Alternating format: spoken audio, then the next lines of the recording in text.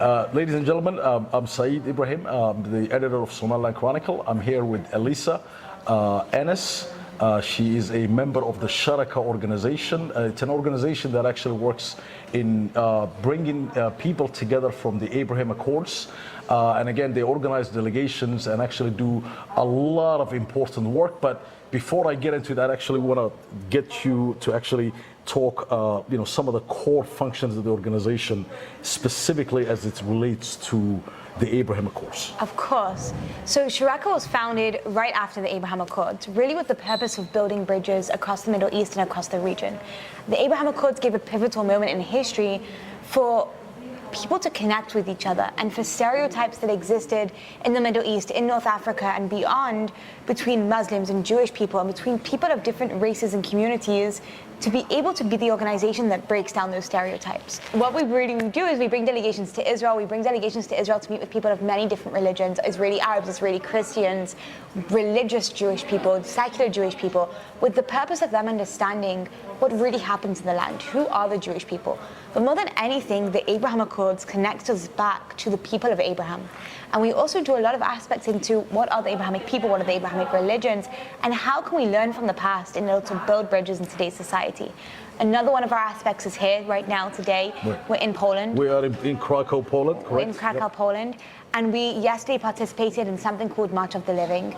We really believe in the fight against extremism. And when we bring together these moderate Muslim voices from around the Middle East, what's more important than anything is we also understand the levels extremism had reached in the past and how to target that in today's society.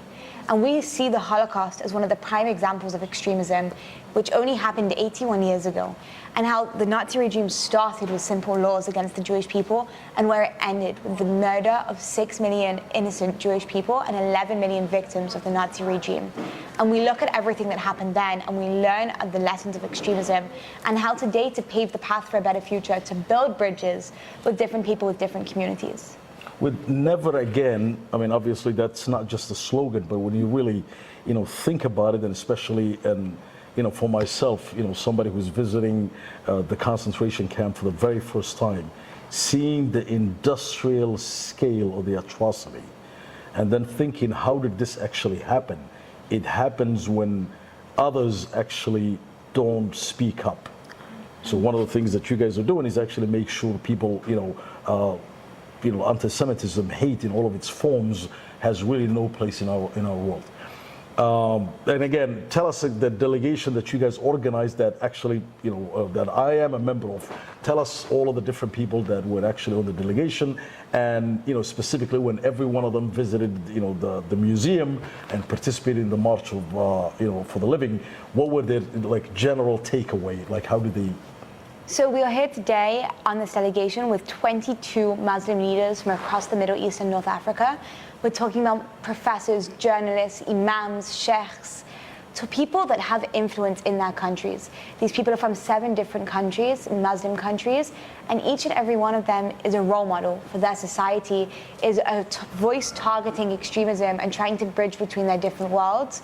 We have with us some very well-known figures such as Imam Mohammed Tawhidi, the Imam of Peace, who spends his days really bridging between Muslim and Jewish communities. We have Imam Mahizadeh, who's an Imam originally from Azerbaijan that's currently living in France.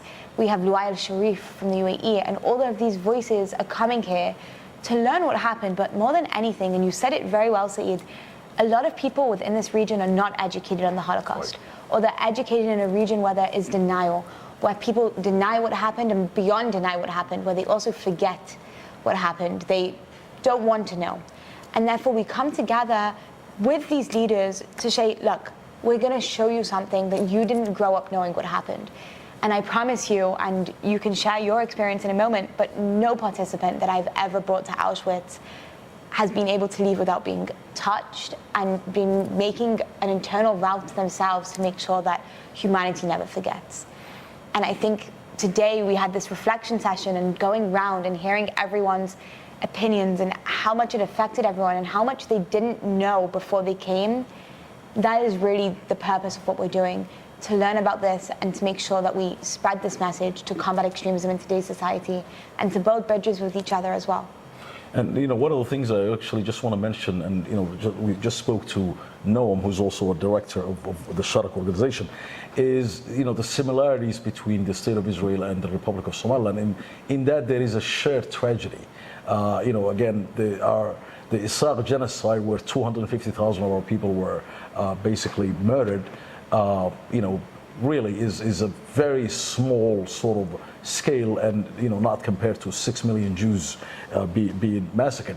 But again, the issue for us is the fact that we're actually not keeping up the memory and actually studying what happened and actually trying to keep the memory of the victims alive, so that again we also can actually use the slogan that is never again. So thank you very much. I actually learned a lot from here, and we have a lot of things that we want to take back and actually get our people to start not only memorializing but ensuring that no such event actually happens, and even when it's happening to others, that we all should speak up. I think that was my biggest takeaway. Thank you very much, Saeed, for being with us. Thank you for representing Somaliland in this delegation, and I will share you are, please God, our first, but definitely not our last participant and we from hope Somaliland. to see you in Somaliland. And we hope to see you in Tel Again, Aviv and in Jerusalem very, very soon. Thank you so much. Thank you so much.